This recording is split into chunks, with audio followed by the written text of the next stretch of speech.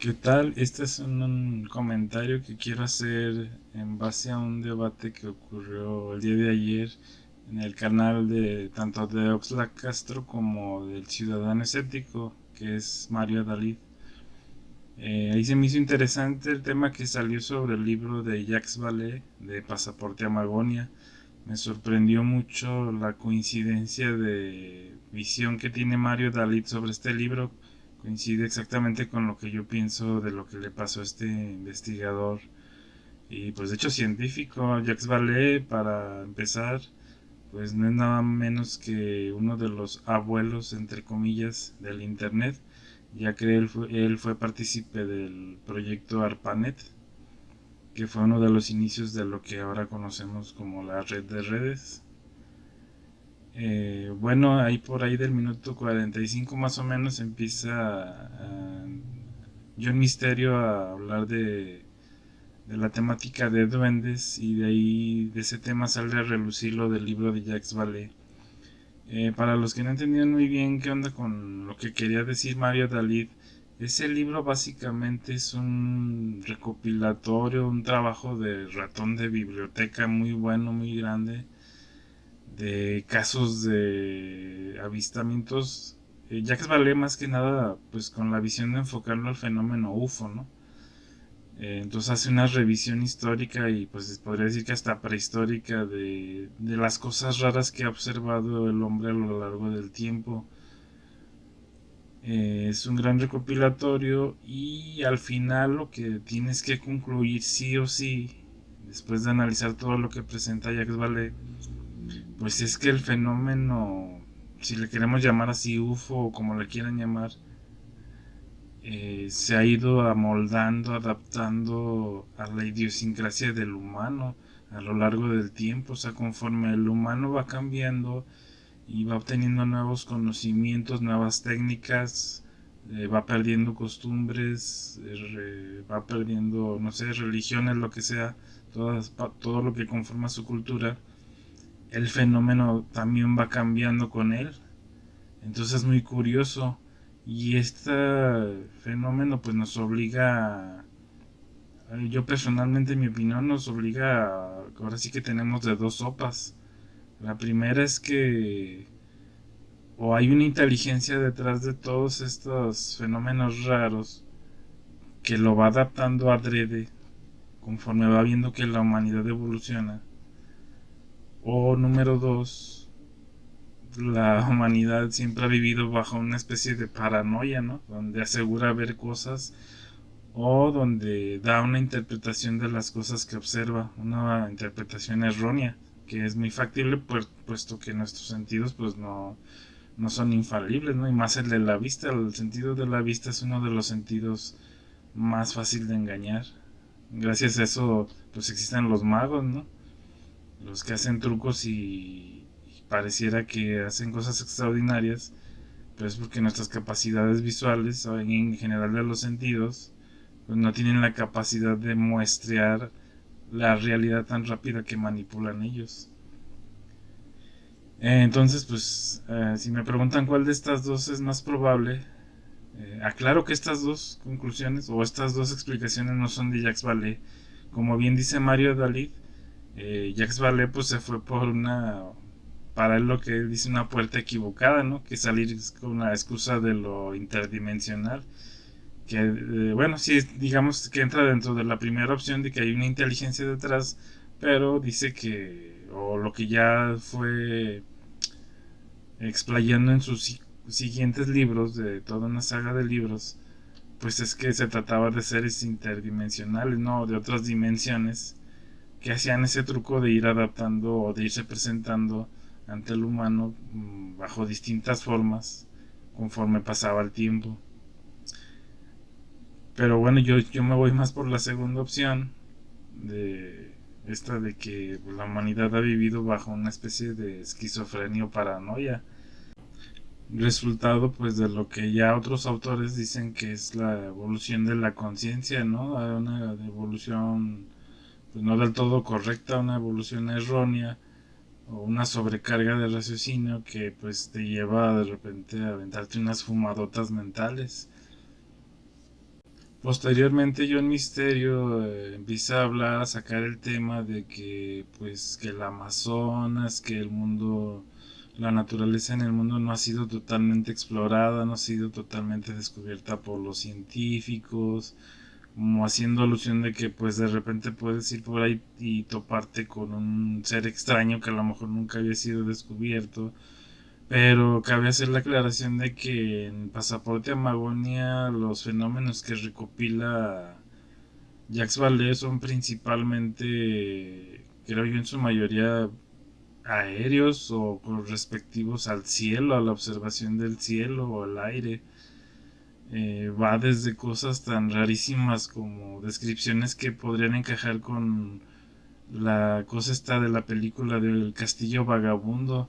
Quienes hayan visto esa obra maestra de la animación sabrán a qué me refiero. Si no la conocen, googleenlo por ahí cómo se ve el Castillo Vagabundo, ¿no? Como esta construcción fantasiosa, así como hecha de cosas de chatarra, así de cosas como que encimadas, muy rara, hasta pues la propia aparición de las vírgenes, ¿no? Entonces abarca todo tipo de fenómenos, pero sí trata de buscar él los fenómenos del cielo. Y pues para los fenómenos del cielo no ocupas que haya una selva sin explorar o un mundo intraterreno sin explorar. Entonces vuelve la duda, ¿no? ¿Por qué ocurre la observación de esos fenómenos visuales en el cielo? Ahora, si hemos de irnos por la primera opción, yo antes que irme por la opción extraterrestre o intraterrenos y todo eso, me voy a ir por una propia teoría que he llamado la hipótesis Sardos. Sardos es el nombre de una película de mediados de los 70s, protagonizada por Sean Connery. Yo la primera vez que vi esta película la vi completa y de nuevo me regreso a la introducción. En la introducción se nos presenta el rostro de Sardos, se nos da a conocer desde el primer momento, o sea, no hay un enigma de quién es Sardo, a menos en su aspecto físico, ¿no? Es un humano común y corriente, más corriente que común, incluso tiene un aspecto medio chistoso, medio cómico. Y al final de ese monólogo donde habla Sardos frente a la cámara, donde le habla a la cuarta pared, nos advierte: tengan cuidado de que esto no les vaya a ocurrir en un futuro, o sea, lo que se va a presentar en la película. Cuando yo termino de ver la película y regreso a esa secuencia donde hace esa advertencia, ahora sí que mi mente entra un poco en el modo conspiranoico y me sonó más a un curarse en salud, porque yo pensé, ¿y qué pasa si lo pensamos al revés? ¿Qué tal que es algo que ya pasó en el pasado? La película trata de eh, en un futuro distópico donde los humanos viven como salvajes. Estos salvajes idolatran a una cabeza voladora, ahora sí que a un ovni, una cabeza con una cara media grotesca, que los impulsa, los anima a matar a otros humanos. Esta misma cabeza les surte de armas. Entonces estos salvajes van por ahí matando a otra gente por puro gusto, ¿no? Y por motivación de su dios, digámoslo así, entre comillas, que es esta cabeza voladora que les habla. Luego empezando la película, pues ya tenemos ahí como que una referencia bíblica a esas famosas nubes con voz de trueno, ¿no? Porque hasta tiene una voz así grotesca, la cabeza de Sardos. En general la película es también una cachetada con guante blanco al movimiento New Age, por lo que voy a spoilear un poquito más adelante. Pero vamos, la película se trata de la aventura de este salvaje protagonista que es Sean Connery. Digamos que tiene una curiosidad un poco sobresaliente al resto de personas, al resto de salvajes, y en una de esas ocasiones donde se presenta esta cabeza, esta nave voladora, es como baja casi a nivel de suelo, o sea, va suspendida, va volando, pero en esta ocasión se acerca un poco al suelo. Este salvaje se las ingenia para treparse, para subirse en ella por la boca, que es el acceso por donde salen las armas disparadas para que, y las municiones para que sigan haciendo sus barbaridades los salvajes. Entonces se sube, esta especie de nave regresa a su punto de origen. El protagonista descubre que entra en una zona que está como protegida, como una especie de barrera invisible, una especie de barrera electromagnética. Llega a una especie de aldeíta donde descubre que viven humanos normales, se ven comunes y corrientes también. Ahí vive el Sardos, el quien vimos al arrancar la película. Y pues lo especial de estos humanos es nada más que tienen una especie de longevidad o de eternidad. No queda muy claro si realmente son eternos o simplemente son longevos y pueden conservar su como que su juventud, no, su aspecto más joven. Pues se nos está ahí hablando de una élite que vive oculta al resto de humanos salvajes. Y este Sardos pues está ahora sí que casi por diversión o por sus ideales manipulando a este grupo de salvajes. Les otorga esas armas, los impulsa a ir a matar a otros pues para mantener como que un control natal, ¿no? Un control de la población.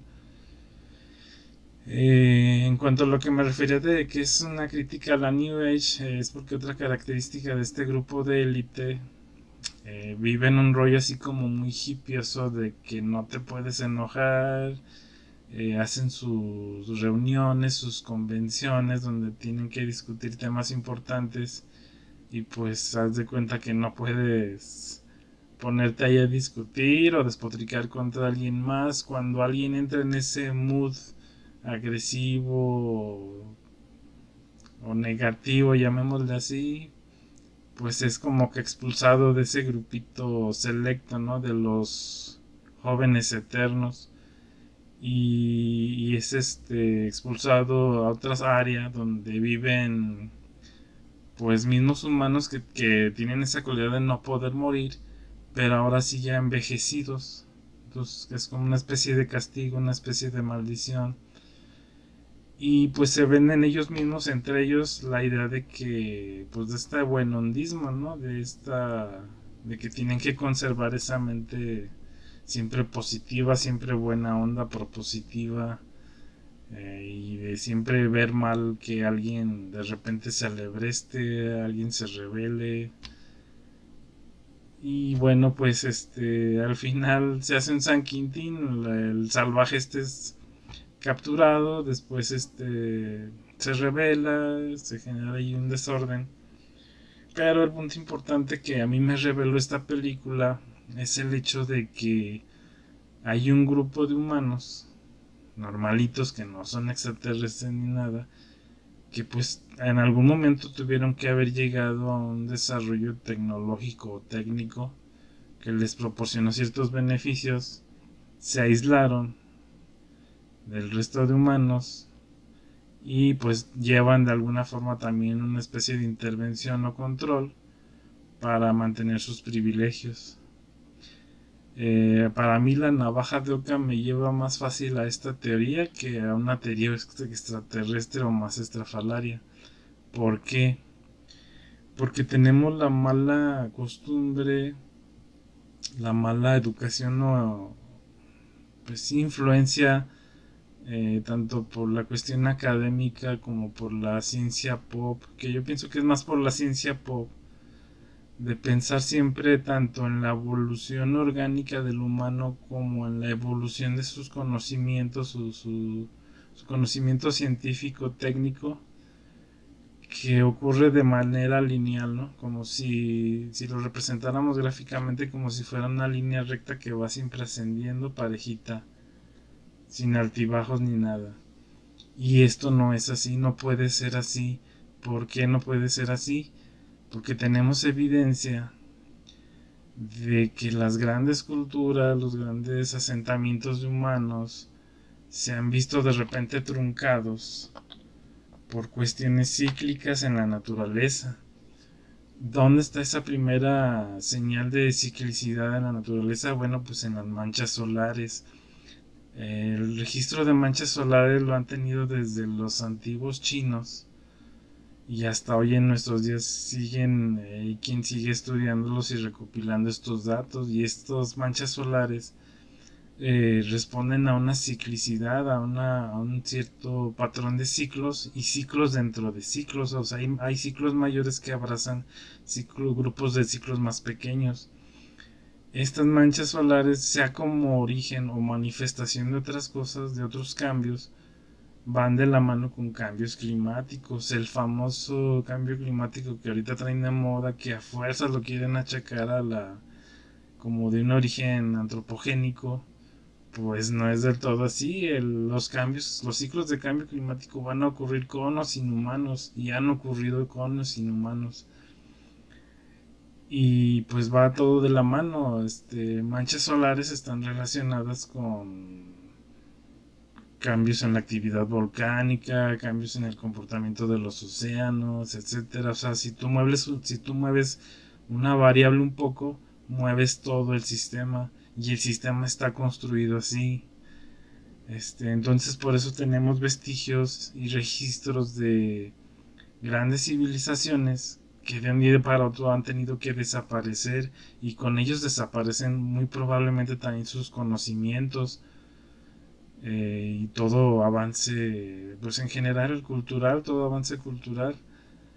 Eso quiere decir que si representamos la evolución de la cultura humana, pues no va a ser una línea recta que siempre va subiendo.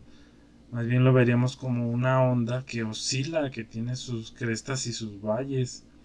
Entonces no ha sido uniforme, y no podemos decir que venimos de un mínimo hacia un máximo, por lo que en el pasado tuvo que haber puntos donde se llegó a un gran desarrollo tecnológico quizás, y pudo haber alguien o un grupo que ante una catástrofe, ante un cambio venidero, lo haya podido conservar para sí mismo, y pues esté por ahí escondido con esa misma técnica, con ese mismo conocimiento, ha logrado permanecer oculto.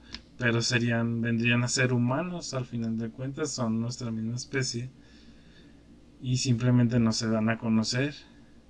Esto puede sonar como una típica teoría conspirativa, pero si nos vamos por la navaja de Ockham, para mí esto es mucho más factible que la venida de extraterrestres, ¿no? Que además yo no soy muy adepto a las cuestiones del espacio. Se habla de muchas cosas que no nos consta personalmente, que nosotros no las vamos a poder vivenciar y comprobar directamente.